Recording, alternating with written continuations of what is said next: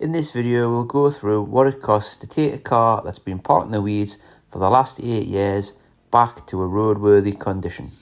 You can pick up a Renault Clio Sport for around £2,000 to £3,000 these days, although that was more like £1,500 10 years ago when I bought this one. Since the car hasn't moved for 8 years, there's some obvious areas that need attention. Tyres, brakes, fluids, timing belt, and that's without even looking. First things first, change the engine oil and filter, put some fresh petrol in. The battery was replaced a couple of years ago, so after a good charge I attempted to start the car. Miraculously it started, but there was a problem, the charge light wouldn't go out. Tested the voltage and this confirmed the battery wasn't receiving charge from the alternator. Checked out the wiring and this confirmed an alternator was required. I ordered up a genuine alternator, timing belt kit, water pump, set of spark plugs, got all this lot fitted and ran the car up again. Battery is now charging, thankfully. I then replaced the front and rear discs and pads and also bled through some new brake fluid.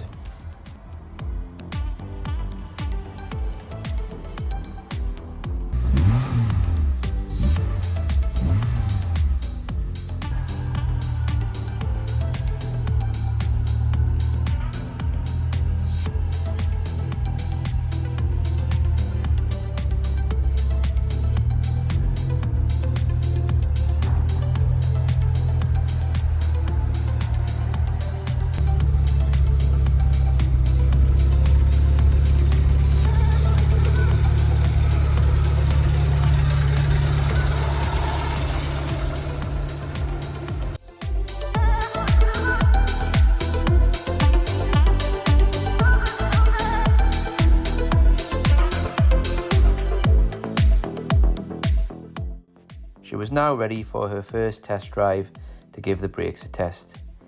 Didn't get far as first pull on the handbrake snapped the near side cable. Ordered up a set of new cables, got them fitted.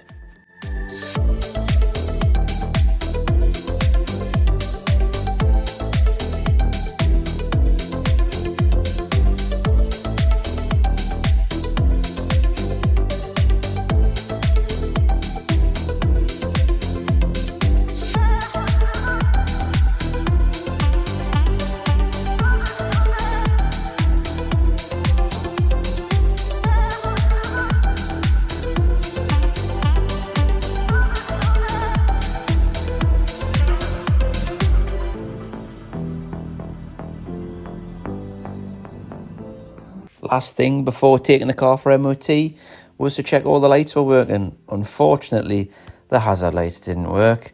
Traced this back to the switch itself, found a cheap one on eBay, ordered it up, got it fitted, hazards all working. So now we're ready to go for MOT, but will the bloody thing pass? I'll do a full breakdown of the costs at the end of the video.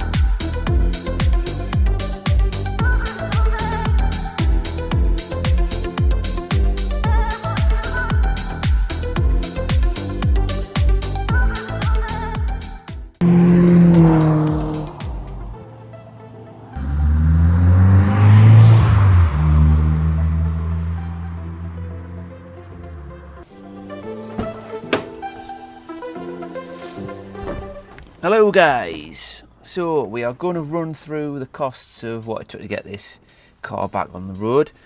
I shall consult my little spreadsheet here and see where we're at cost wise. So discs and pads first were £250, rear disc spacers £27, brake fluid was £25, timing belt kit was £127, water pump was £68, alternator was £176, engine oil and filter £65, air filter £30, coolant replacement £20, wiper blades £18, set of spark plugs was £56, hazard light switch a total of £9 for that one. Tyres, just ended up putting Toyo T1Rs on it, so they came to £280. Handbrake cables £60, road tax £385, insurance is £142, and MOT was £40. Obviously road tax and insurance, I ended up only keeping the car on the road for 6 months, so technically it'll be half of that, but if you're keeping it on the road for the full 12 months it's £385, which is quite frankly frightening. Same insurance, obviously that's a one that's quite varied depending on kind of where you are, who you are, that sort of thing. So that's me where I live, obviously with 1 year's no claims bonus, so fully comprehensive £142. So the grand total was £1,780. So not cheap by any means for what's supposed to be a cheap car. To put something else into perspective, this is obviously a second car for me. It's not my main car by any means, just something for at the weekends.